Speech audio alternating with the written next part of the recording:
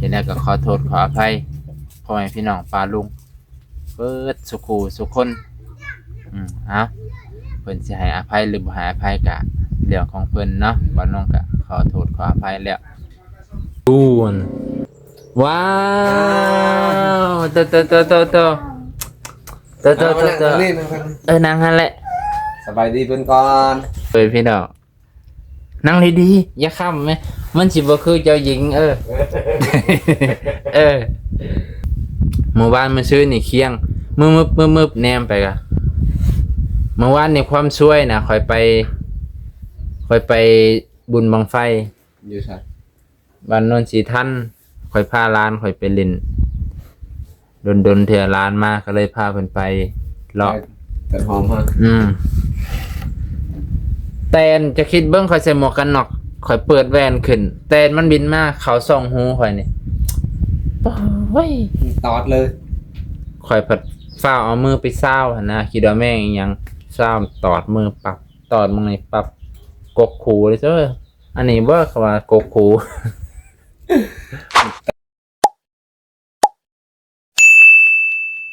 สบายดีเด้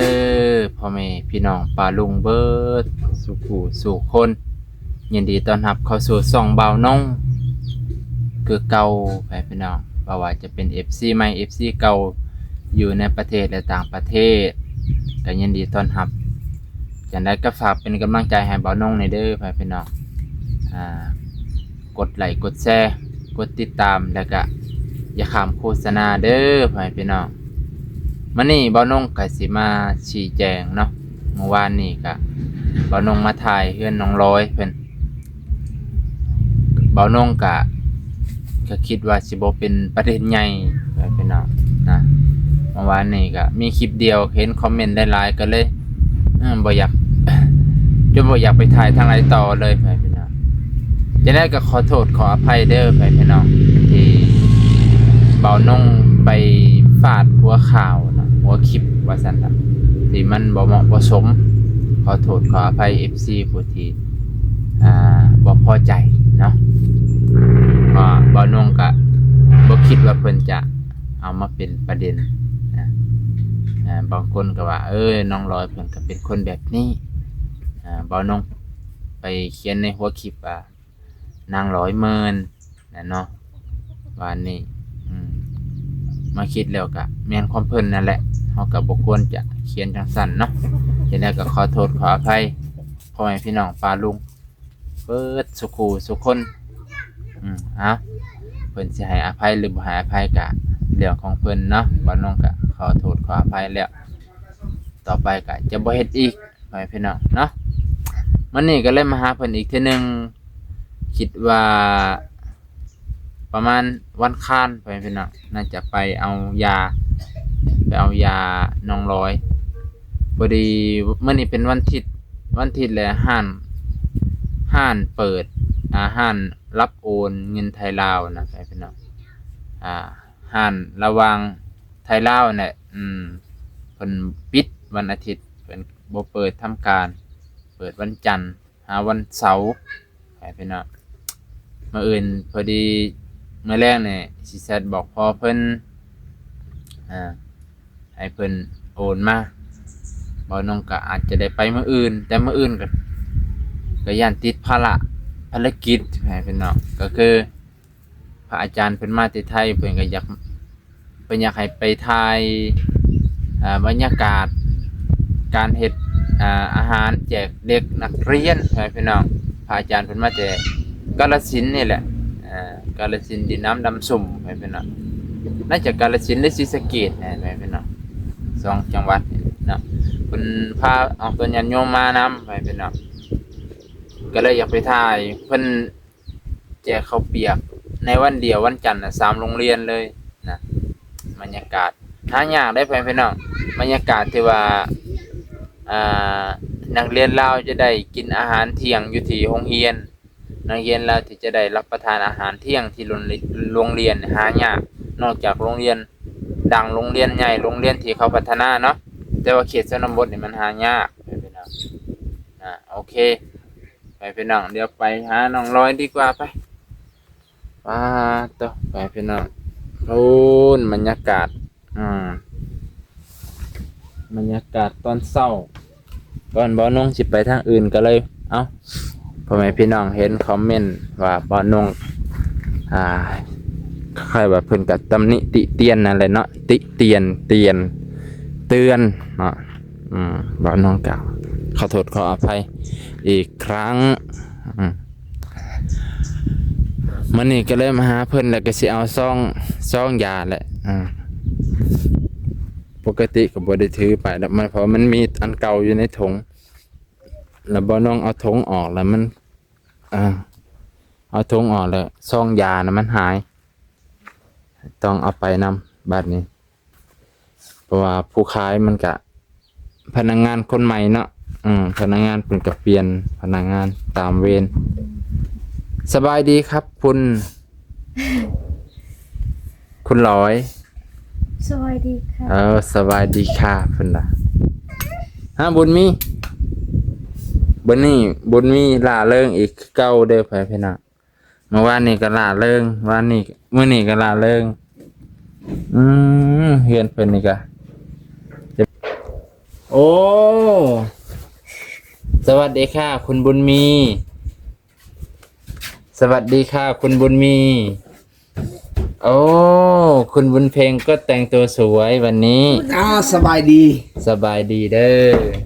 สวัสดีค่ะคุณบุญเพลงสวัสดีค่ะสวัสดีค่ะจะมาจะสวัสดีสวัสดีจ้าสวัสดีจ้าสวัสดีค่ะโอ้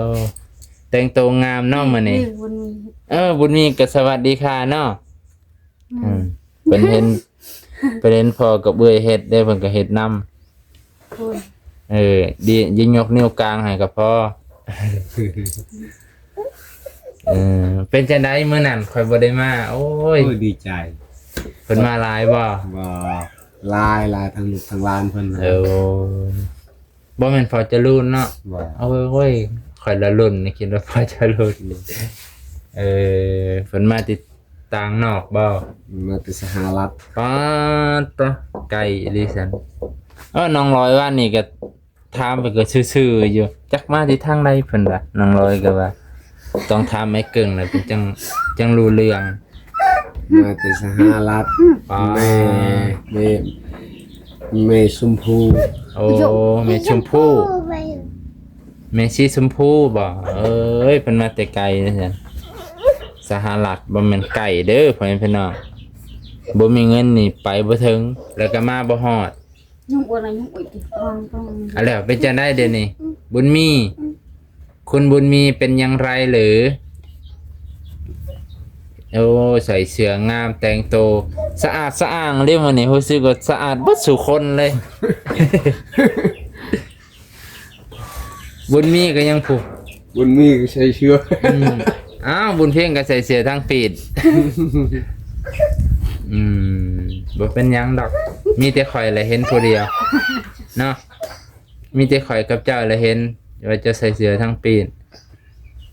บ่มีแนวเล่นบ่นี่เคยสิให้อย่างเดียวจากนอนเด็กน้อยสินอนพ้นสิตกบ่จักเนาะบ่จักแล้วบ่ฮู้นะนี่เห็นบ่นี่เห็นบ่ถ้าได้ซื้อนาฬิกานี่เอาให้จะได้อ้อยเอามาติดต่างประเทศแม่นมีหันมาติดต่างประเทศมีเงินดิเนาะก็ลูกยะปูอันแหละลูกยะปูกับลุงเจ้าของนั่นแหละยังก็สิผู้ใดฉันลุงก็ก็ซ้ำว่าแล้วเนาะลูกลุงป้าลุงป้าเอาลุงป้าเพราะว่าลานเพิ่นกลับมาโดนเถื่อเพิ่นก็ได้นาฬิกาหน่วยนึงนี่แหละบ๊ายบายอเมริกาบ๊ายบายเด้สิได้นอนแล้วน้องร้อยใส่ทรงสินคือกูว่าคือเป็นแม่คนนะบ่แม่นหยังหรอกเนาะบุญเพ็งมานั่งเฮ็ดที่บุญเพ็งพี่ เราสิใส่เสื้อเมย์เพิ่นให้ได้ เอาใส่แต่งตัวงามๆมา โอ้ยมื้อหนึงเปลี่ยน4-5ชุดพุ่นแล้วเนาะกล่องพอได้มาก็เปลี่ยนอีกชุดหนึงก็ดีตัวมันจังบ่ซ้ำกันในคลิปนอนเด้อนอนบ่รับตัดเป็นไฟเหรอ อืม ไม่ได้ ผิวปากนํบ่ ผิวปากเนาะ ฮะกูตรักlu punya nanti kau pernah ayah được ai ơi rồi cầm nhiều chữ chào luôn nhỉ chả chỉ nhiều cô ra ngay luôn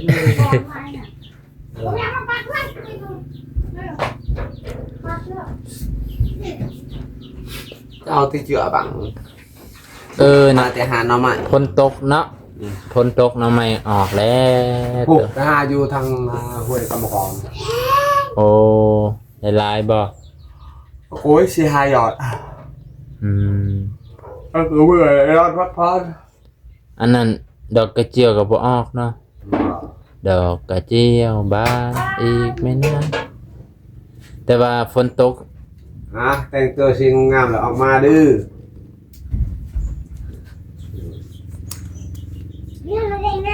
น อนเด้อบนมีเด้อ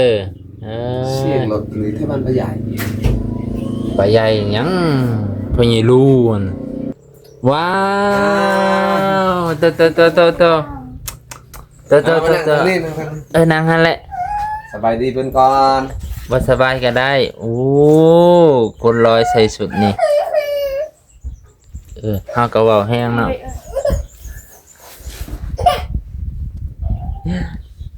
กินหยังอีกบัดนี้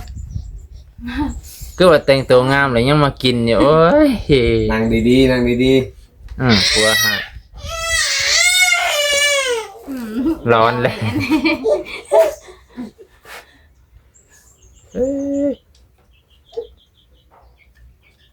คือว่าบนนอนแล้วเป็นห้องเลยเนาะ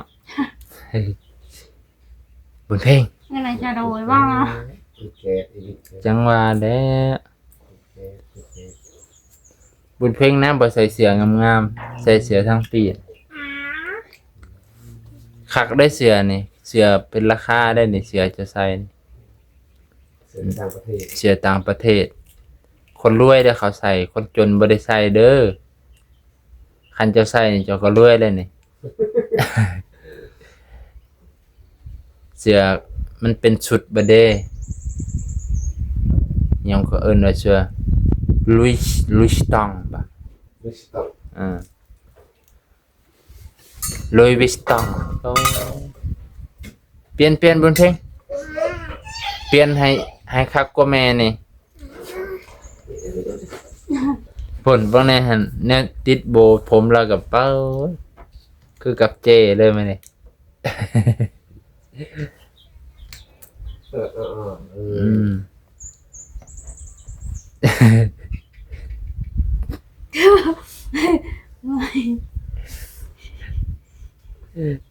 เคยเห็นน้องร้อยใส่ชุดนี่ป้ารู้สึกว่านิ่งอยู่ดิ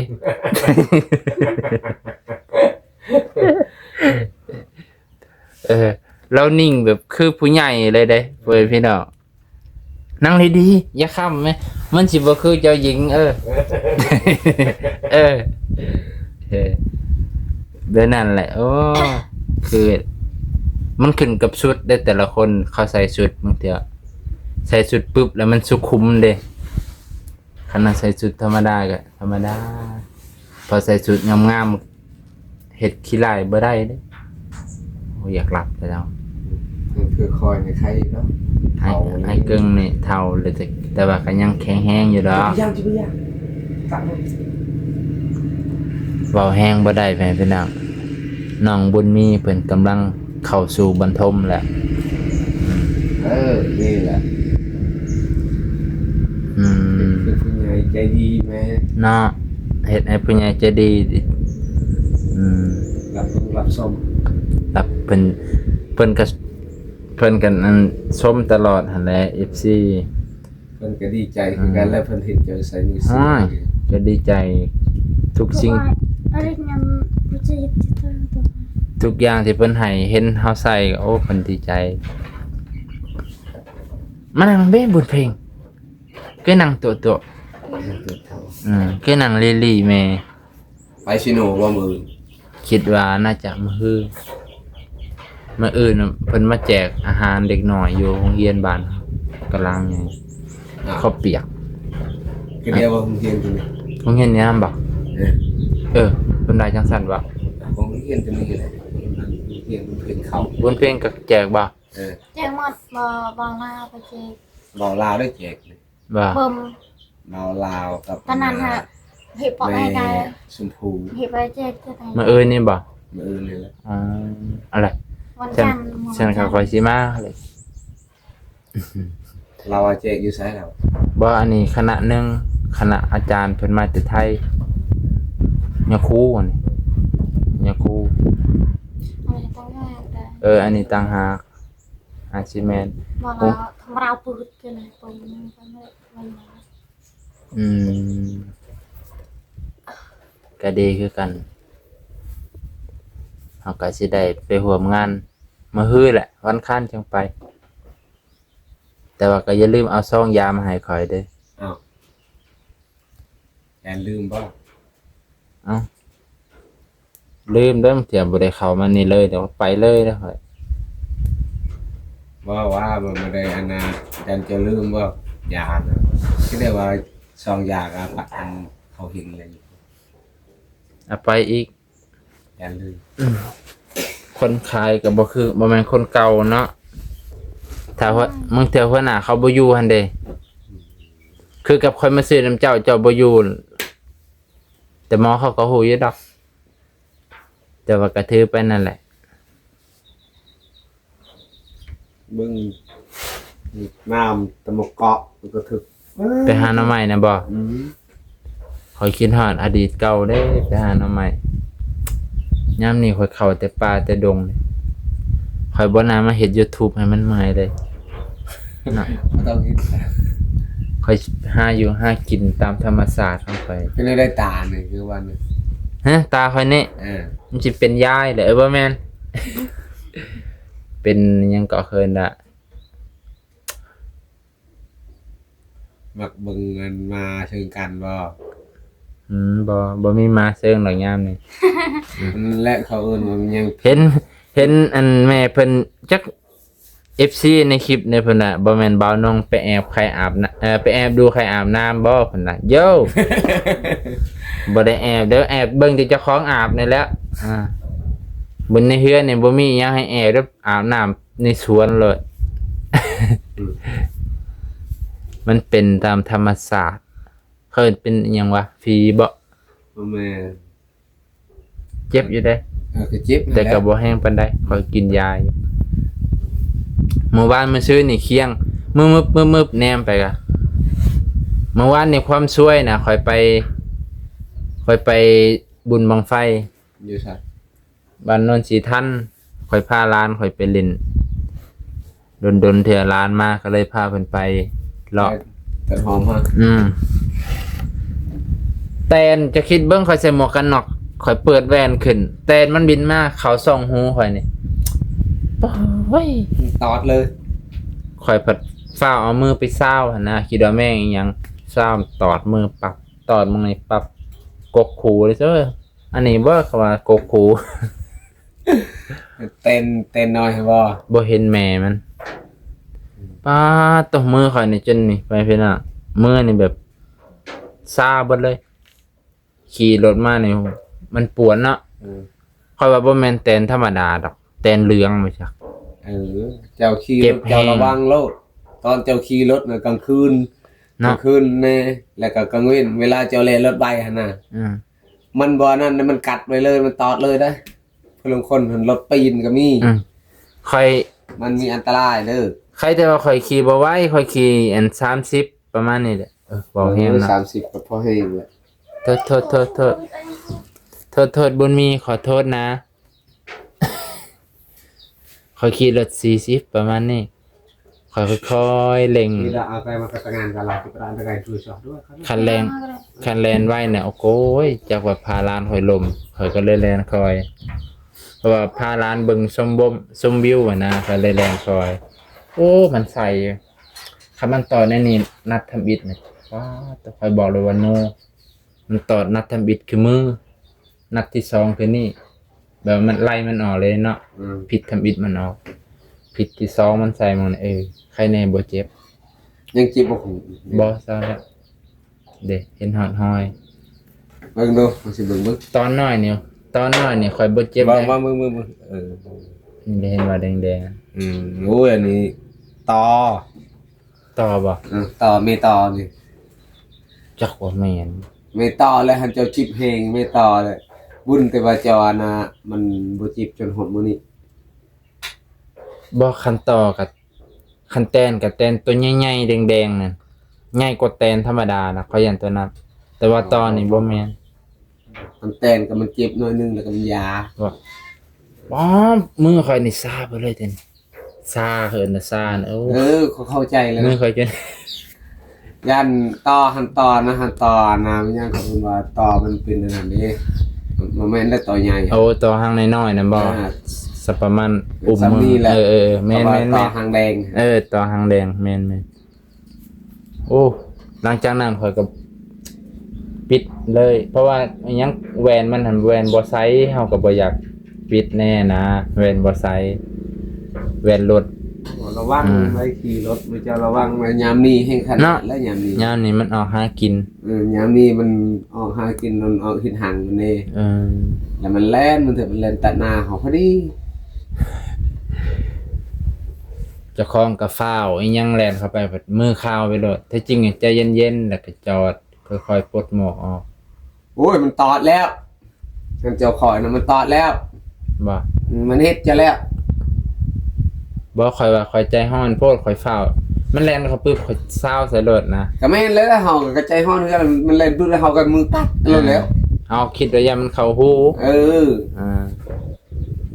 ยังว่าของ คันเต้นนี่เต้นตัวหางแดงน่ะตัวน้อยๆหันเจ็บอยู่แต่ว่ามันบ่ได้มึนปานนั้นมันตอด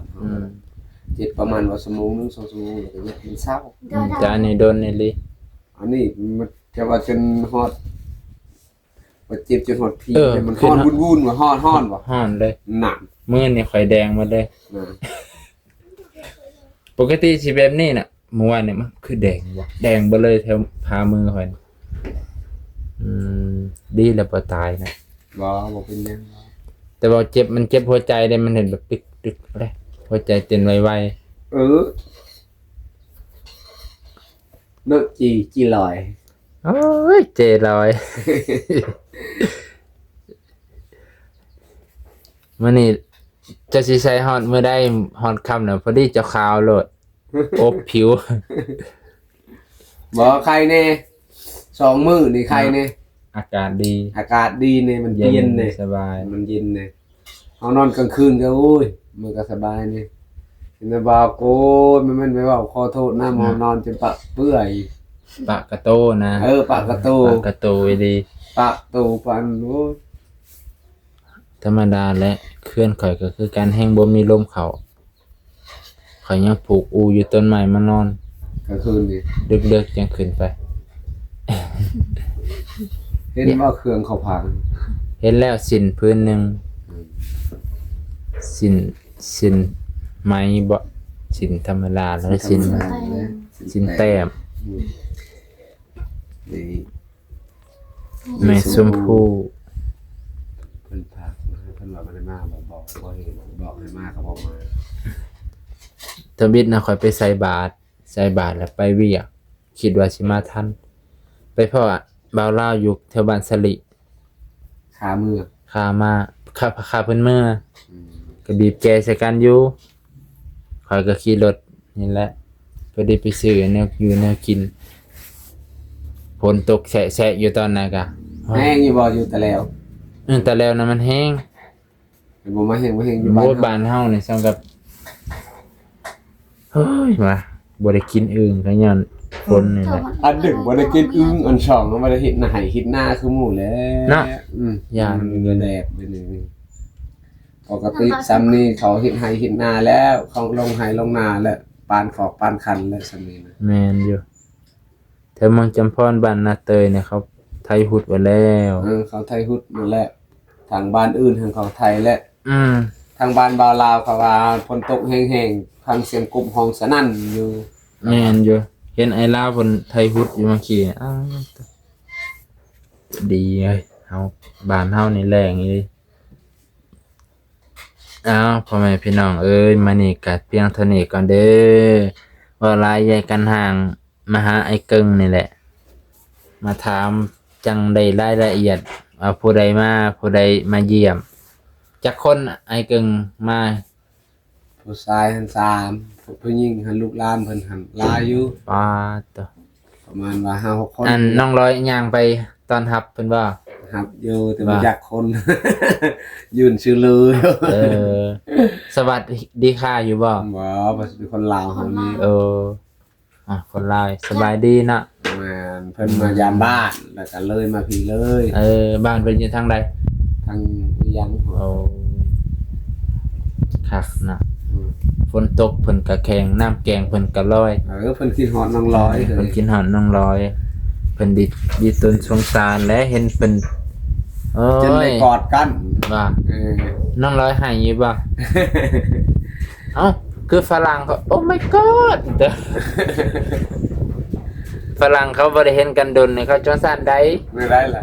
เอ้าเขากอดกันแล้วเขาก็ให้ เออ ให้ทิปหรือให้หยังก็บ่ล่ะแต่ว่า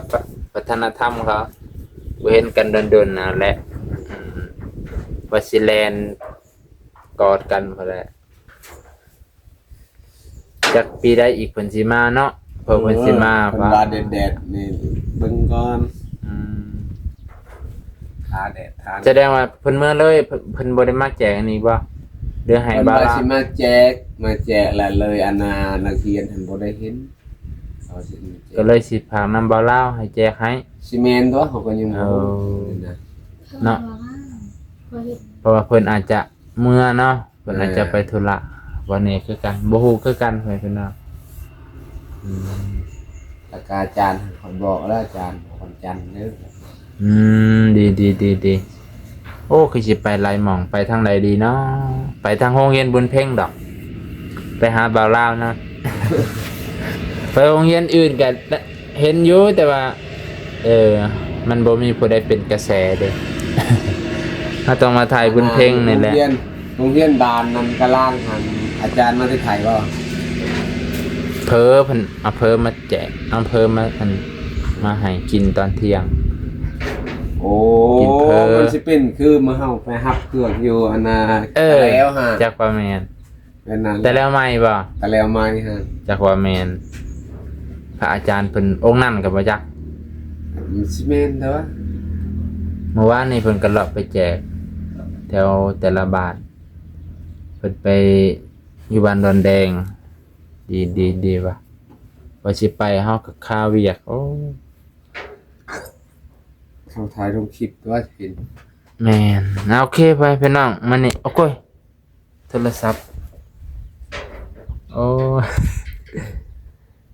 มันเมื่อยเลยเอ้าขอบใจหลายๆพอให้พี่น้องปาลุงสบายดี สบายดี สบายดีเจ้โอ้ย 400